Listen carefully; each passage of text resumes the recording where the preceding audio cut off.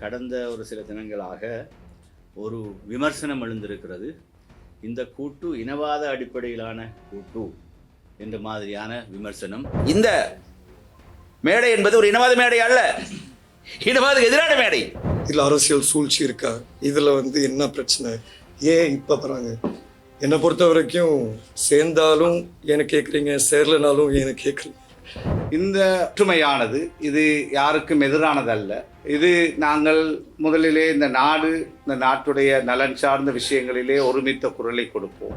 இதில் அரசியல் சூழ்ச்சி இருக்கா? இதில் என்ன பிரச்சனை? ஏன் இப்போ போகிறாங்க?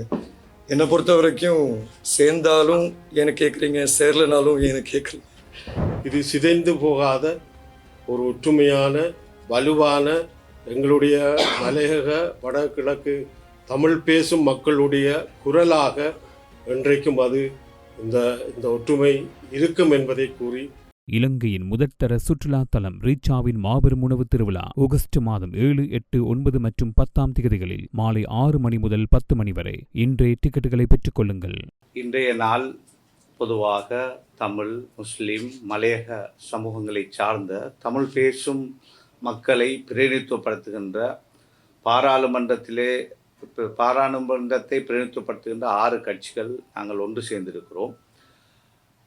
பொதுவான விஷயங்கள் சம்பந்தமாக, குறிப்பாக நமது நாட்டுடைய நலன் சார்ந்த விஷயங்கள், அதே போல் நமது சமூகங்கள் சார்ந்த விஷயங்கள், கடந்த காலங்களிலே நாட்டிலே பல விஷயங்கள், அனர்த்தங்கள், துன்பங்கள் எல்லாம் வந்த பொழுதெல்லாம் ஆளுக்கு ஒரு திசையில் இருந்து நல்ல விடயங்களுக்காக நாங்கள் குரல் கொடுத்தவர்கள். என்றாலும் நீண்ட கால பேச்சுவார்த்தையின் அடிப்படையிலே இந்த 6 கட்சிகளும் ஒன்று சேர்ந்து தமிழ் பேசுகின்ற சமூகம் சார்ந்த கட்சிகளான நாம் எதிர்காலத்திலே நமது சமூகம் நாங்கள் பிரதிநிதித்துவப்படுத்துகின்ற மக்களையும் திருப்திப்படுத்துகின்ற அடிப்படையிலே பல விடயங்களை முன்வைத்து ஒன்று சேர்ந்திருக்கின்றோம். எல்லா விடயங்களையும் நான் இங்கு சொல்ல விரும்பவில்லை, ஏனென்றால் அடுத்த தலைவர்களும் ஒவ்வொரு விஷயங்களையும் சொல்ல இருக்கிறார்கள். குறிப்பாக தமிழ் பேசுகின்ற சமூகம் எதிர்நோக்குகின்ற பிரச்சனைகளில் முக்கியமான ஒரு பிரச்சனை தான் காணி பிரச்சனை. அது மலையக மக்களாக இருக்கலாம், தமிழ் மக்களாக இருக்கலாம், முஸ்லிம் மக்களாக இருக்கலாம். எனவே இந்த விஷயத்திலே எங்களுக்கிடையிலே நாங்கள் ஒன்று சேர்ந்து இந்த விடயங்களுடைய எதிர்கால தேவையை கருத்தில் கொண்டு ஒன்றுபட்டு இந்த விடயத்துக்காக குரல் கொடுப்பதற்கு நாங்கள் ஒன்றுபட்டிருக்கிறோம். அதே போல் மற்ற விஷயங்களை அடுத்த தலைவர்கள் இங்கு சொல்வார்கள். இந்த ஒற்றுமையானது இது யாருக்கும் எதிரானதல்ல. இது நாங்கள் முதலிலே இந்த நாட்டுடைய நலன் சார்ந்த விஷயங்களிலே ஒருமித்த குரலை கொடுப்போம். அதே போல் பொதுவாக இந்த நாட்டிலே அதாவது எந்த விடயங்களை சமூகங்களுக்கு, மக்களுக்கு எதிராக இடம்பெறுகின்றதோ அதற்கு எதிராக நாங்கள் ஒன்று சேர்ந்து குரல் கொடுப்போம். அதுபோல் ஏனைய விடயங்கள் சம்பந்தமாக மற்ற தலைவர்கள் இங்கு ஒவ்வொருத்தராக தங்களுடைய கருத்துக்களை சொல்வார்கள். நீண்ட நாளாக ஒரு பேச்சுவார்த்தையின் அடிப்படையில் ஆரம்பித்த ஒரு கலந்துரையாடல், அனைத்து கட்சி தலைவர்கள் நாங்கள் உட்காந்து பேசி ஒரு முடிவு கொண்டு வந்தோம். குறிப்பாக என்னென்னா, இன்றைக்கி இருக்கிற சூழலில் அரசியல் ரீதியாக பல்வேறு பிரச்சனைகள் இருக்குது, அதே நேரம் அதுக்கு தீர்வுகளும் இருக்குது. பேச்சுவார்த்தைகளின் ஊடாக, கலந்துரையாடல்கள் மூலமாக ஆரோக்கியமான ஒரு முறையில் ஒரு தீர்வை எடுக்க முடியும்னு எங்களுக்கு ஒரு நம்பிக்கை இருக்குது. அப்படி இருக்கும்போது நேற்று எல்லாருக்குமே தெரியும், இந்த செய்தி வெளியே வரும்போது 1008 பேர் 1008 கருத்துக்களை தெரிவிச்சிருந்தாங்க. இதில் அரசியல் சூழ்ச்சி இருக்கா? இதில் என்ன பிரச்சனை? ஏன் இப்போ போகிறாங்க? என்னை பொறுத்த வரைக்கும் சேர்ந்தாலும் ஏன்னு கேட்குறீங்க, சேரலனாலும் ஏன்னு கேட்குறீங்க. அந்த கேள்விகள் எல்லாத்தையும் நம்ம கொஞ்சம் ஒதுக்கிட்டு இது மூலியமாக நம்மளுக்கு என்ன தீர்வுகளை பெற்றெடுக்க முடியும்னு நம்ம பார்ப்போம். இன்றைக்கி இருக்கிற சூழலை பொறுத்த வரைக்கும் மலையக மக்களுக்கு மட்டும் இல்லை, இங்கே தமிழ் முற்போக்கு கூட்டணியாக இருக்கட்டும், இலங்கை தொழிலாளர் காங்கிரஸாக இருக்கட்டும், என்னதான் கருத்து வேறுபாடு இருந்தாலும், அரசியல் வேறுபாடு இருந்தாலும் என்றைக்கு அந்த மரியாதை இருந்திருக்கு. அது மட்டும் இல்லாமல் அந்த நோக்கம் அனைவருக்குமே ஒன்று தான். இப்போ இருக்கிற சூழலில் ஜனாதிபதி அவர்கள் தேர்தலின் பொழுது அவங்களோட தேர்தல் விஞ்ஞாபனத்தை வெளியிட்டிருந்தாங்க. அதில் பல்வேறு விஷயங்கள் அவங்களே சொல்லியிருந்தாங்க. குறிப்பாக காணி உரிமை சம்பந்தம் ஹார்ட் அண்ட் பிரெக்னென்ட்ல கூட அறிவிப்பு வெளியிட்டிருந்தாங்க. அது எல்லாமே அவங்க அமுல்படுத்துறது மட்டும் இல்லாமல் இன்னும் சில பல கோரிக்கைகள் இருக்கும். அதை கட்டாயம் காலம் போக நாங்கள் வைப்போம். நான் நீண்ட நேரம் இதில் பேச விரும்பல. மூத்த தலைவர்கள் அவங்களோட கருத்தை தெரிவிப்பாங்க. உண்மையிலே ஒரு வரலாற்று சிறப்புமிக்க நிகழ்வாக இந்த நிகழ்வு இருக்கிறது. குறிப்பாக எங்களுடைய மலையகம் வடக்கு கிழக்கிலே எங்களுடைய மக்களுக்கு இழைக்கப்படுகின்ற அநீதிகள், எங்களுடைய மக்களுடைய பிரச்சனைகளை நாங்கள் ஒன்றாக கையாண்டு அதை பெற்றுக் கொடுப்பதும் அல்லது போராடுவதும் இப்படியான நாடாளுமன்றத்தில் இருக்கிற கட்சிகளாக்கிய நாங்கள் ஒன்றிணைந்திருக்கிறோம். இதில் குறிப்பாக எங்களுடைய மக்களுக்கு மலையமாக இருக்கலாம் அல்லது வடகிழக்காக இருக்கலாம், நிலங்களை அபகரிக்கின்ற செயல்பாடுகள் தொடர்ந்து இருந்து கொண்டிருக்கிறது. அதுக்குள் அந்த நிலங்கள் சம்பந்தமாக எங்களுக்குள்ளும் பிரச்சனைகள் இருக்குது. அதை நாங்கள் பேசி தீர்க்கின்ற ஒரு இணக்கப்பாட்டை கொண்டு வருகின்ற வாய்ப்பு இந்த ஒற்றுமையிலே அமையும் என்று நான் நினைக்கின்றேன். அந்த வகையில் இந்த தேர்தல்களிலே இந்த அரசாங்கம் வைத்த பிரதானமான கருத்துக்களான இந்த மாகாண சபை நடத்தப்பட வேண்டும் என்றொரு விடயத்தையும், அரசியல் சாசனம் எழுத வேண்டும் என்ற ஒரு விடயத்தையும் தன்னுடைய தேர்தல் அறிக்கையிலே சொல்லியிருக்கிறது இந்த அரசாங்கம். ஆனால் இட்டவரைக்கும் ஒன்றுமே நடைபெற்றதாக தெரியவில்லை. அது சம்பந்தமாக எங்களுடைய குரல் என்றைக்கும் ஒற்றுமையாக ஒலிக்கும். இது தொடர்ச்சியாக ஒரு குறிப்பிட்ட காலத்திற்கு மட்டும் இந்த ஒற்றுமை இருக்கக்கூடாது என்பது எங்களுடைய விருப்பம். நான் நினைக்கின்றேன், மாதத்தில் ஒருக்காவோ அல்லது 2 மாதத்தில் ஒருக்காவோ எங்களுடைய பிரச்சனைகளை, இது முக்கியமான பிரச்சனைகள் என்பது இன்றைக்கு சொல்லப்படுகின்ற விடயமாக இருக்கும். ஆனால் ஏனைய சிறு சிறு பிரச்சனைகள் தொடர்ந்து எங்களுடைய இனத்துக்கு இருந்து கொண்டிருக்கின்ற விடயங்களையும் நாடாளுமன்றத்திலும் வெளியிலும் நாங்கள் கொண்டு வருகின்ற ஒரு வாய்ப்பை உருவாக்கக்கூடிய ஒரு ஒற்றுமையாகத்தான் இது இருக்கும் என்று நாங்கள் எண்ணுகின்றோம். ஆகவே இது சிதைந்து போகாத ஒரு ஒற்றுமையான வலுவான எங்களுடைய மலையக வடகிழக்கு தமிழ் பேசும் மக்களுடைய குரலாக என்றைக்கும் அது இந்த ஒற்றுமை இருக்கும் என்பதை கூறி விடைபெறுகிறேன். நன்றி, வணக்கம். தமிழ் பேசும் மக்களை, தமிழ் பேசும் இளைஞர்களை, அதாவது தமிழர்கள், முஸ்லிம்கள், இந்திய அம்ச மலைய தமிழர்களை பிரதிநிதிப்படுத்தக்கூடிய 6 அரசியல் கட்சிகள் ஒன்றாக சேர்ந்து இந்த மேடையை நாங்கள் அமைத்திருக்கிறோம். இது மேடைதான், அரசியல் தேர்தல் கூட்டணி அல்ல. அதை புரிந்து கொள்ள வேண்டும். எங்கள் கட்சிகள் பிரதிநிதிப்படுத்தக்கூடிய மக்களை 2 விஷயங்கள் பிரதானமாக ஒன்று சேர்க்கின்றன. ஒன்று, நாங்கள் பேசும் மொழி தமிழ் மொழி, தாய்மொழி தமிழ் மொழியாக இருக்கிறது. அடுத்து, நாங்கள் எல்லோரும் இளைஞர்கள். ஆகவே இலங்கையின் அடுத்த பிரதான சமூகமான இனமான சிங்கள சகோதரர்களுடன் எப்படி தமிழ் பேசும் மக்களாகிய நாங்கள் சமத்துவமாக, மகிழ்ச்சியாக, சந்தோஷமாக அதிகாரங்களை பகிர்ந்து கொண்டு, வளங்களை பகிர்ந்து கொண்டு வாழ்வது எப்படி என்பதை தான் இந்த மேடை எடுத்து இயப்ப போகிறது. நீண்ட காலமாக இந்த நாட்டிலே தேசிய பிரச்சனை, மத பிரச்சனை, மொழி பிரச்சனை எல்லாம் அதுக்கான ஏற்பாடுகள் செய்யப்பட்டாலும் கூட தீர்வு வரவில்லை. கோர யுத்தம் முடிவுக்கு வந்துவிட்டது. ஆனால் யுத்தம் ஆரம்பத்துக்கான காரணம் முடிவு வரவில்லை. இது மறக்க வேண்டிய விஷயம், உண்மைதானே இது. ஆகவே அதை எடுத்து கூற வேண்டிய கடப்பாடுகள் இருக்கிறது. ராவ் ஹக்கீம் நண்பர் அவர்கள் சொன்னதை போல இந்த மேடை என்பது ஒரு இனவாத மேடை அல்ல, இனவாதத்துக்கு எதிரான மேடை. புரிந்து கொள்ள வேண்டும். இனவாதம் என்றால் என்ன என்றால், அது ஒரு இனத்தின், ஒரு மொழியின், ஒரு மதத்தின் ஆதிக்கத்தை ஏனைய இன மத மொழிகள் மீது திணிப்பதுதான் இனவாதம். இது அப்படி அல்ல. இங்கே நாங்கள் பிரதிநிதிப்படுத்தக்கூடிய ஈழத்தமிழ் சகோதரர்கள், முஸ்லிம் சகோதரர்கள் இந்திய வம்சாள மலையக சகோதரர்கள் நாங்கள் அனைவரும் இளைஞர் அடிப்படையிலே ஒருவரை அங்கீகரித்திருக்கின்றோம், புரிந்து கொண்டிருக்கின்றோம். அது அந்த புரிதல் தான் சமத்துவத்துக்கு அடிப்படை. எல்லோரும் சேர்ந்து சிங்கள சகோதரர்களை புரிந்து கொண்டிருக்கிறோம், அவர்களை புரிந்து கொள்ள வேண்டும். ஐக்கியத்தின் அடிப்படை என்பது சமத்துவம். சமத்துவம் இல்லாமல் வெறுமனை நாங்கள் இளைஞர் என்று சொல்வது மூலமாக ஒற்றுமை ஐக்கியம் ஏற்பட்டுவிட முடியாது. இந்த சமத்துவம் என்பது அரசு அதிகார பகிர்வு, நிர்வாக அதிகார பகிர்வு, வல்லப் பகிர்வு, மொழி மத்தியிலே சமத்துவம். இலங்கையிலே தமிழ் மொழியும் சிங்கள மொழியும் ஆட்சி மொழிகள், தேசிய மொழிகள், ஆங்கில மொழியும் அந்நிய மொழி அல்ல, அதுகள் இணைப்பு மொழி. அரசியல் அப்படித்தான் சொல்கிறது, நடைமுறை இல்லையே. ஆகவே இதையெல்லாம் கருத்தில் கொண்டு தான் நாங்கள் ஒரு நல்ல நோக்கத்திலே இந்த மேடையை அமைத்திருக்கிறோம். அதை புரிந்து கொள்ள வேண்டும்.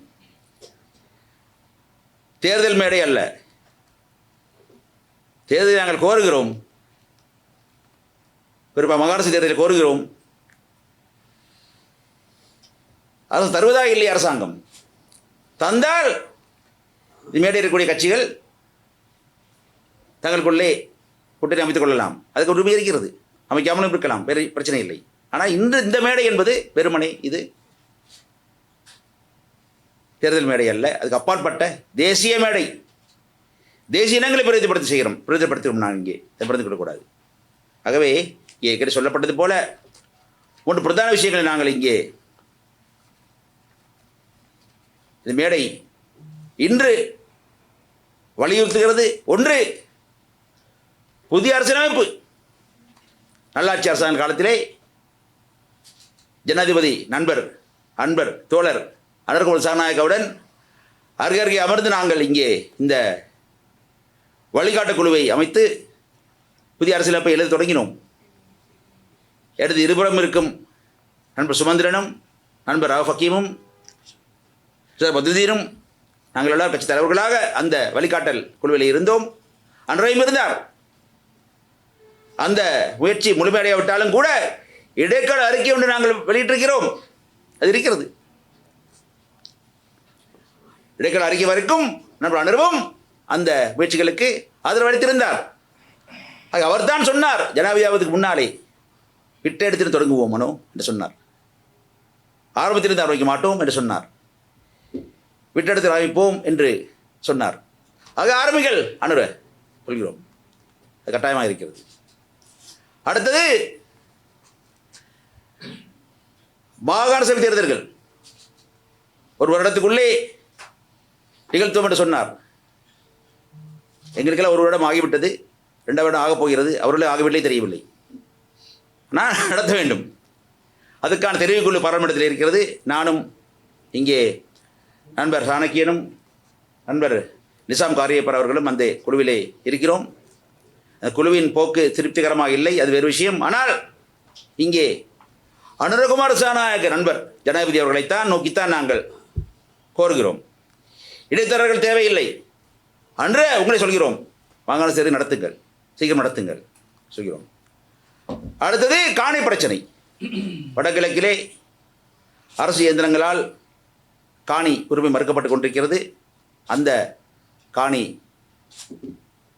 உரிமைகளை உரிய மக்களுக்கு மீள வழங்கும் செயல்பாடு அங்கே அரசு இயந்திரங்கள் முன்னெடுக்க வேண்டும். அதே போல் மலையகத்திலே பெருந்தோட்டங்களிலே காணி வழங்குவோம் என்றுதான் நண்பர் அனுர அவரது தேர்தலுக்கு முந்தைய தேர்தல் விஞ்ஞாபனத்துக்கு முதலேயே அட்டல் பிரகடனத்திலே சொல்லியிருக்கிறார். ஆக செய்யுங்கள், சொன்னதை செய்யுங்கள், அவ்வளவுதானே. மலையத்திலே அங்கே வாழ்ந்து கொண்டிருக்கக்கூடிய மக்களுக்கு காடுகளை வெட்டி உயிர் தியாகம் செய்து கண்ணீரை சிந்தி வேர்வை சிந்தி அந்நிய செலவானை கொண்டு வந்து குவிக்கும் அந்த தோட்டங்களை பெருந்தோட்டங்களை உருவாக்கிய எங்கள் மக்களுக்கு உரிய மக்களுக்கும் மக்கள் பரம்பரையினருக்கும் உரிய வாழ்விட காணிகளையும் வாழ்வாதார காணிகளையும் வழங்குங்கள் என்று நாங்கள் ஒரு வழங்கினால்தான் எங்களது குடியுரிமை முழுமை அடையும் என்று நாங்கள் ஞாபகப்படுத்துகிறோம். ஆகவே புதிய அரசியலமைப்பு, மாகாண சபை தேர்தல்கள், காணி, நிறைய விஷயங்கள் இருக்கின்றன. பொறுத்திருந்து பாருங்கள், வரும். இப்போதைக்கு முதன்மையாக 3 விஷயங்கள் சொல்கிறோம். ஆகவே அதுதான் எங்களது செயல்பாடாக இருக்கிறது. ஏற்கனவே சொல்லப்பட்டதைப் போல இது ஒரு முக்கியமான சரித்திர முக்கியத்துவம் வாய்ந்த ஒரு சந்திப்பு. தமிழ் பேசுகிற கட்சிகள் என்று, அதாவது வடக்கு கிழக்கை பிரதிநிதித்துவப்படுத்துகிற தமிழ் கட்சிகள், மலையத்தை பிரதிநிதித்துவப்படுத்துகிற தமிழ் கட்சிகள், முஸ்லீம் கட்சிகள், 6 கட்சிகள் ஒன்றிணைந்து ஒரு மேடையை உருவாக்கி இருக்கிறோம். This is a historic occasion because we have created a platform consisting of Tamil speaking parties, the parties that represent the North and East Tamil people, the Malayaha community, and the Muslim community. The purpose of this platform, it's twofold. One is to work together and have a common voice in matters that are common to us and matters that we all agree on. நாங்கள் ஒன்றிணைந்து செயற்படக்கூடிய எங்களுக்கு பொதுவான பிரச்சனைகள், ஒன்றாக குரல் கொடுக்கக்கூடிய விஷயங்களில் ஒன்றாக குரல் கொடுப்பது. ஏனென்றால் அது எங்களுக்கு ஒரு பலத்தை சேர்க்கும். தனித்தனியாக சொல்வதை விட சேர்ந்து ஒரு விடயத்தை நாங்கள் முன்னெடுப்பது பலத்தை சேர்க்கும். That will add strength to our voice when all raise our voice together. இந்த விடயத்திலே இரண்டாவதாக இந்த மேடையை நாங்கள் எங்களுக்குள்ளே ஒரு சம்பாஷணையாக உபயோகித்துக் கொள்வோம். எழுகிற பிரச்சனைகளுக்கு முகம் கொடுக்கிற போது அல்லது புது பிரச்சனைகள் வருகிற போது எங்களுக்குள்ளே ஒரு ஒற்றுமையை நாங்கள் வகுத்து கொள்ளலாமா அந்த பிரச்சனை சம்பந்தமாக. அப்படி இல்லாவிட்டால் நாங்கள் தனித்துவத்தை பேணி நடந்து கொள்வதற்குமான இணக்கப்பாடும் உண்டு. When we face new issues or other issues, we will use this platform as a place where we discuss those matters among ourselves. And if we come to an agreement, to a common agreement of taking one particular stand, we'll take that together. If not, the parties still will have freedom to act independently. So this is that is why we don't call it an alliance or any other name. It's a platform to work together on matters that concern all our communities. எங்களுடைய சமூகங்கள் எதிர்நோக்குகிற பிரதான முக்கியமான பிரச்சனைகளை சம்பந்தமாக நாங்கள் அமைத்திருக்கிற ஒரு மேடை. There are 3 things that today we thought we'll announce as matters on which we have agreement. The 2 leaders who will address after me, both very senior political leaders, Honorable Rauf Hakim and Mr. Mano Ganeshan, will elaborate on that. But I will just mark those 3 matters. இந்த 3 விடயங்களையும் என்னவென்று நான் குறிப்பாக சொல்ல விரும்புகிறேன். எனக்கு பின்னர் சிரேஷ்ட தலைவர்கள் இருவர் இதை குறித்து விவரமாக சொல்லுவார்கள். The first is that this government has promised a new constitution for the country. A new constitution for the country has been a call by various people at various times, and there has been a unified call by all the people of the country. And the very first promise that this government gave in their manifesto is to have a new constitution. ஒரு புதிய அரசியலமைப்பு உருவாக்குவோம் என்று தங்களுடைய விஞ்ஞாபனத்திலே தெளிவாக சொல்லியிருக்கிறார்கள். எப்படியான அரசியலமைப்புன்னு சொல்லியிருக்கிறார்கள். இது பலருடைய வேண்டுகோளாக நாடு முழுவதிலேயும் தற்போது இருக்கிற அரசியலமைப்பு மாற்றப்பட வேண்டும், புதிதாக ஒன்று உருவாக்கப்பட வேண்டும் என்ற கோரிக்கை இருந்து வருகிறது. தங்களுடைய முதலாவது வாக்குறுதியாக அதை சொல்லியிருக்கிறார்கள். உச்ச அதிகார பயிர்வுடனான ஒரு அரசியல் அமைப்பு உருவாக்கப்பட வேண்டும் என்பது எங்களுடைய ஒரு கோரிக்கை. There must be a new constitution with maximum possible devolution. இரண்டாவதாக, மாகாண சபை முறைமை ஏற்படுத்தப்பட்டிருந்தது. அந்த மாகாண சபைகள் பல வருடங்களாக இயங்காமல் இருக்கிறது. இந்த அரசாங்கத்தினுடைய வாக்குறுதிகளில் இரண்டாவது வாக்குறுதியாக அவர்கள் சொல்லியிருப்பது நீண்ட காலமாக நடைபெறாமல் இருக்கிற மாகாண சபை தேர்தல்கள் 1 வருட காலத்துக்குள்ளே நடத்துவோம் என்று கடந்த ஆகஸ்ட் மாதம் வெளியிடப்பட்ட கடந்த 2 வருடங்களுக்கு முன்னர் ஆகஸ்ட் மாதம் வெளியிடப்பட்ட விஞ்ஞாபனத்திலே சொல்லப்பட்டிருக்கிறது. The second promise that the government gave in August 2024 in their manifesto is that the long delayed provincial council elections will be held within 1 year. ஒரு வருடத்துக்குள்ளே நடத்துவதாக சொல்லியிருக்கிறார்கள். Within 1 year. Now it's coming up 2 years next month. அடுத்த மாதத்தோடு 2 வருடம் முடிவடைகிறது. அதை இழுத்தடிக்கிறார்கள். அந்த மாகாண சபை தேர்தல்கள் உடனடியாக நடத்தப்பட வேண்டும் என்பது எங்களுடைய கூட்டான கோரிக்கை. Our joint call to the second call to the government is that there shouldn't be any further delay in holding the provincial council elections, which they promised will be held within 1 year of them coming into office, and already 2 years are lapsing. The third is what has been mentioned already. All 3 communities face very serious land-related issues, and all of that must be satisfactorily resolved to the satisfaction of our people. And where there are issues that concern the different communities among ourselves, we've agreed that we'll use this platform to discuss that among ourselves and find solutions for that. மூன்றாவதாக 3 சமூகங்களும் எதிர்நோக்குகிற மிகவும் முக்கியமான காணி பிரச்சனை, பிரச்சனைகள் இருக்கிறது. அது எங்களுடைய மக்கள் இணங்கக்கூடிய வகையிலே சரியான முறையிலே தீர்த்து வைக்கப்பட வேண்டும். அதற்கு நாங்கள் சேர்ந்து குரல் கொடுக்கிற அதே வேளையிலே எங்களுடைய சமூகங்களுக்கு இடையிலேயும் காணி சம்பந்தமான பிரச்சனைகள் இருப்பது எல்லாருக்கும் தெரிந்த விடயங்கள். அது சம்பந்தமாக இந்த மேடையை நாங்கள் உபயோகித்து எங்களுக்குள்ளேயே ஒரு சம்பாஷணை மூலமாக அதனை தீர்த்து வைப்பதற்கான முயற்சிகளை மேற்கொள்வோம். இந்த 3ம் தான் நான் குறிப்பாக சொல்லக்கூடிய விடயங்கள். இதை குறித்து மற்ற இருவரும் பேசுவார்கள். இந்த ஒற்றுமை என்பது this coming together has been long time coming. நீண்ட காலமாக செய்யப்பட வேண்டியதாக இருந்தது. 1949ஆம் ஆண்டிலே என்னுடைய அரசியல் கட்சியை பற்றி பேசுவதாக இருந்தால், மலையக மக்களுடைய வாக்குரிமை பறிக்கப்பட்ட போது தான் உருவாக்கப்பட்டது இலங்கை தமிழரசு கட்சி. பிறகு ஜீவன் தொண்டமான் சொன்னதைப் போல அவருடைய பூட்டனாருடைய காலத்திலே தமிழர் விடுதலை கூட்டணியிலே அவரும் ஒரு தலைவராக இருந்தார். 77ஆம் ஆண்டு தேர்தலிலே தமிழர் விடுதலை கூட்டணி போட்டியிட்ட போது பெருந்தலைவர் அஷ்ரஃப் அவர்கள் தமிழர் விடுதலை கூட்டணி மேடைகளிலே தமிழர் விடுதலை கூட்டணிக்காக பிரச்சாரம் செய்து வருவார். ஆகவே அந்த காலத்திலே மலையக கட்சியாக இன்னொரு மலையக கட்சி இருந்தது ஜனநாயக தொழிலாளர் காங்கிரஸ். அதனுடைய உபதலைவராக கௌரவ மனோ கணேசனுடைய தகப்பனார் விபி கணேசன் அவர்கள் இருந்திருக்கிறார்.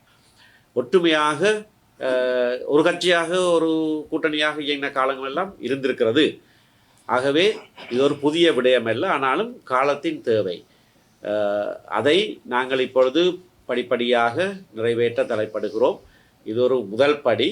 இது சிறப்பாக அமைய வேண்டும். இந்த நாட்டிலே இருக்கிற, என்னை பொறுத்தவரையிலே இந்த நாட்டிலே இருக்கிற பிரதானமான பிரச்சனை பேரினவாதம். அதற்கு முகம் கொடுப்பதற்கு சிறிய எண்ணிக்கையிலேயே சிறியதாக இருக்கிற சமூகங்கள் ஒன்றாக இருந்தால்தான் அந்த பேரினவாத சவாலுக்கு நாங்கள் முகம் கொடுக்க முடியும். நண்பர் சுமந்திரன்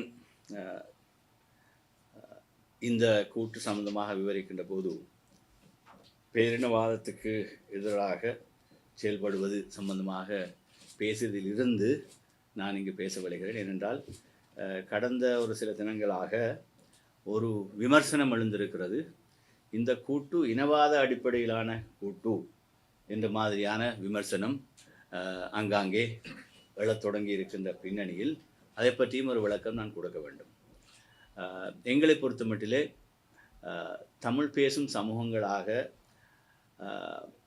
மக்கள் ஆணையோடு பாராளுமன்றத்தில் இருக்கின்ற 6 பிரதானமான கட்சிகளின் இந்த ஒருங்கிணைவு என்பது பொதுவாக நாட்டினுடைய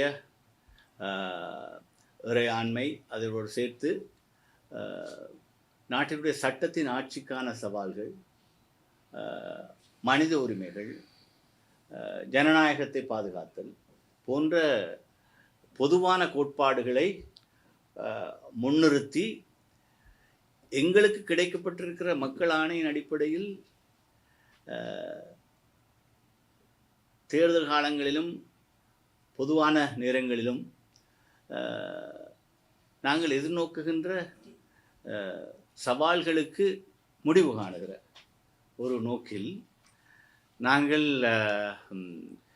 கூட்டாக செயல்படுவதன் மூலம் நாட்டுடைய பொதுவான குறிக்கோள்களுக்கு அமைவாக எங்களுடைய சமூகங்களின் விடிவை நோக்கிய தீர்வுகளையும் பெற்றுக்கொள்வதுதான் இதனுடைய அடிப்படை எதிர்பார்ப்பு. என்னன்னு சொன்னால், இப்போ ஜிஎல்பி தலைமையில கூட்டு எதிர்கட்சி ஒன்று செயல்பட கொண்டிருக்கிறது, அரசாங்கத்தை மீண்டும் அனுப்பணும். அதுல தமிழ் மொழியில இருக்க ஒரு டீமா இது அப்படின்னு நாங்கள் ஏற்கனவே அதுக்கு பதில் சொல்லிட்டோம். அப்படியான ஒரு டீம் இல்லை இது. இது எங்களுக்குள்ள காமனான விஷயங்களை பற்றி பேசுறதுக்கான அவ்வளோதான். இணக்கக்குழுல 6 கட்சிகள் இருந்தாலும் ஒருத்தருக்கு ஒரு தீர்மானம் இருக்கலாம். அந்த ஒவ்வொரு தீர்மானத்துக்கும் 6 கட்சிகள் துணையா நிற்குமா, இல்லைன்னா அவங்களோட கட்சியோட நிலைப்பாடு என்று சொல்லி ஒதுக்கி கொள்ளும்? இல்லை, நாங்கள் பொதுவான விடயங்கள் சம்பந்தமாக கூட்டாக குரல் கொடுக்க முடியுமாக இருந்தால் அதை பற்றி இந்த மேடையில் பேசி கூட்டாக குரல் கொடுப்போம். சில நீங்கள் கேட்ட மாதிரி சில சமூகங்களுக்கு சில முக்கியமான பிரச்சனைகள் எழுகிற போது அதுக்கு சார்பாக மற்ற கட்சிகள் ஆதரவு தெரிவிக்க முடியுமாக இருந்தால் நாங்கள் ஆதரவு தெரிவிப்போம். அப்படியான பிரச்சனைகள் பல வந்திருக்குது. இப்போ முன்னே காலத்துலேயும் அப்படி நடந்திருக்குது.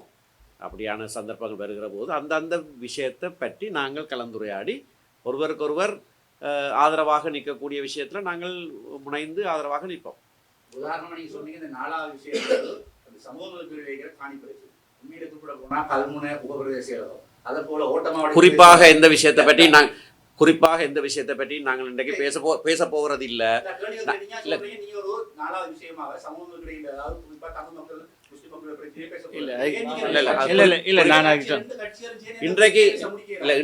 இன்றைக்கு நாங்கள் சொல்றது இந்த எல்லா இப்படியான பிரச்சனைகள் சம்பந்தமாக இந்த மேடையை நாங்கள் உபயோகிப்போம் என்பது மட்டும்தான். அதுக்கு மேலதிகமாக நாங்கள் இப்போ எதுவும் சொல்வதற்கு இல்லை. இப்போ இது சம்பந்தமாக நான் சொல்கிறேன். இப்போ என்னென்னா, இந்த பிரச்சனை சம்பந்தமாக தமிழரசு கட்சியும் முஸ்லீம் காங்கிரஸும் நீண்ட காலமாக பேசி கொண்டிருக்கிறோம். எங்களுக்கு கிடையாது, அதுதான் சொன்னது. எங்களுக்கு இடையில் இருக்கிற பிரச்சனைகளை இன்னும் கொஞ்சம் விரிவுபடுத்தி இதற்கு ஏனைய கட்சிகளோடையும் பேசி நாங்கள் தீர்வு காண்றதுக்கான முயற்சி செய்கிறதுக்கான ஒரு மேடை தான் இது. இல்லை அதனால் தீர்வுகள் வாரது கொஞ்சம் நாங்கள் தெளிவாக சொல்லியிருக்கிறோம். எங்களுக்கு நீங்க உங்களோட கேள்விக்கு பதில் சொல்லியிருக்கு. உங்களோட கேள்வி மாத்திரம் அதான் சொல்றேன், உங்களோட கேள்வி மாத்திரம் இல்ல. நீங்க ஒரு குறிப்பான விஷயத்த முக்கியமா வச்சு கேள்வி கேட்கறீங்க. இதை போல எத்தனையோ பிரச்சனைகளை நாங்கள் இனம் கண்டிருக்கிறோம். இது ஒன்று மட்டும் இல்லை. ஒரு பிரச்சனையை மட்டும் நாங்கள் குறிவைத்து விடுத்த தலைவர்கள் பேசினால் ஏனைய மாவட்டங்களில் இன்னும் பல பிரச்சனை இருக்கு. அந்த பிரச்சனை அனைத்தும் நாங்கள் பட்டியலும் நாங்கள் பேசுவோம். அதை பேச போறோம் என்று இணக்கப்பாடு நாங்கள் சொல்லியிருக்கிறோம்.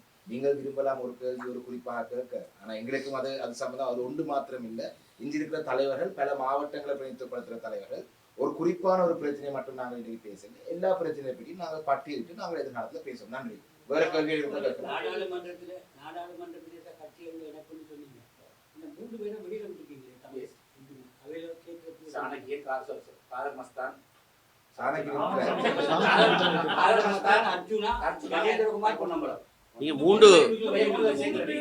நீங்க 3 ஆன்சர் பண்ண 3 ஆட்களோட பேரை தான் சொல்றீங்க, கட்சிகளோட பேரை சொல்லலையா? என்னது?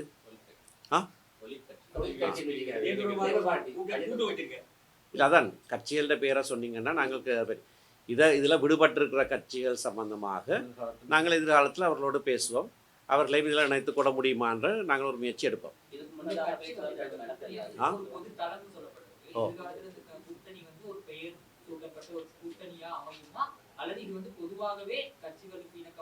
இன்றைக்கு எடுக்கப்பட்ட முடிவு ஒரு பொது தளத்தை நாங்கள் உபயோகிப்பது. நீங்கள் பார்த்தீங்கன்னா நாங்கள் அல்பபெட்டிக்கல் ஆர்டரில் கூட கவனமாக இதை அணுகினாங்க. ஒரு பேரும் கொடுக்க இல்லை. அதான் நான் ஆரம்பத்திலே சொன்னேன், இது ஒரு முதல் படி எடுத்து வைக்கிற போது மூன்றாம் மாடியில் கடைசி படி எப்படியா இருக்க போகுதுன்னு நீங்கள் என்னட்ட கேள்வி கேட்டால் அதுக்கு எனக்கு பதில் கிடையாது. பொதுவாக 4 விஷயம்தான் இங்கே சொல்லப்படுது. ஒரு தரம் அவங்களோட கருத்துக்களை சொன்னாங்க. இந்த 4 விஷயங்கள்ல நாங்கள் எல்லாரும் உடன்பட்டோம். அப்படித்தானே? அந்த 4 விஷயங்கள்ல இதுக்குள்ள நிறைய விஷயங்கள் இருக்கு. அதனால அதில் கேட்ட கேள்விக்கும் அதில் பதில் இருக்கு. சமூகங்களுக்கு இடையிலான எங்கள் கட்சிகள் ஏற்கனவே நோக்கின அந்த பிரச்சனையை நாங்கள் பேசி தீர்ந்து கொள்வோம். அது சம்பந்தமாக நான் நிறைய அந்த ஒன்று கூடலுக்கு முதலும் பேசியிருக்கோம். அதனால அந்த 4 விஷயங்கள் சம்பந்தமாக தான் இந்த முதல் சந்திப்பு. எதிர்காலங்களில் கட்டம் கட்டமாக ஒவ்வொரு விஷயங்களும் பேசுவோம். இலங்கையின் முதற்தர சுற்றுலா தலம் ரீச்சாவின் மாபெரும் உணவு திருவிழா ஆகஸ்ட் மாதம் 7, 8, 9 மற்றும் 10 திகதிகளில் மாலை 6 மணி முதல் 10 மணி வரை. இன்றே டிக்கெட்டுகளை பெற்றுக் கொள்ளுங்கள்.